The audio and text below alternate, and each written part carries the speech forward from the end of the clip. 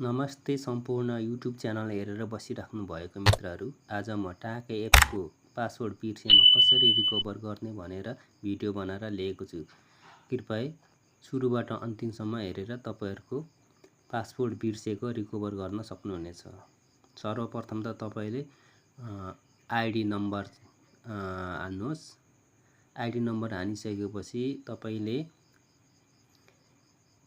Forget पासवर्डमा click गरिसकेपछि त्यहाँ तपाईको मोबाइल नम्बर राख्ने ठाउँ आउँछ। मोबाइल नम्बर तपाईले जुन नम्बरबाट खोल्नु भएको थियो त्यो नम्बर राख्न सक्नुहुन्छ। त्यो नम्बर राखिसकेपछि तल फरगेट नेक्स्ट गर्नुहोस्। नेक्स्ट गरिसकेपछि तपाईको त्यहाँ ओपिटी कोड आउने हुन्छ। ओपिटी कोड चाहिँ 1 मिनेट भित्रमा तपाईको मोबाइलमा आउँछ। मोबाइलमा आइसकेपछि त्यो हान्नु होला। हानिसकेपछि तपाईको अटोमेटिकली तपाईको आईडी रिकभर हुन्छ।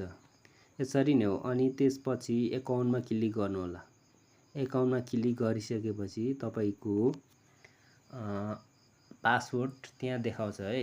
पासवर्ड त्यहाँ तपाईले नयाँ पासवर्ड चेन्ज गर्न सक्नुहुन्छ। अब त्यो नयाँ पासवर्ड चाहिँ उबाट आएको हुन्छ टाकाबाटै अटोमेटिकली। त्यसलाई चाहिँ तपाईले नयाँ पासवर्ड आफूलाई सम्झिने उपयुक्त हुने खालको नम्बर राखेर सर्वप्रथम न्यू पासवर्ड राख्नुहोस्।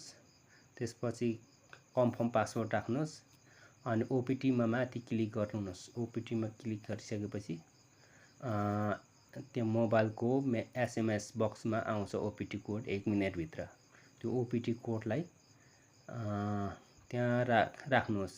राखिसकेपछि सबमिट गरिदिनु। तपाईको आईडी पासवर्ड नयाँ भन्छ।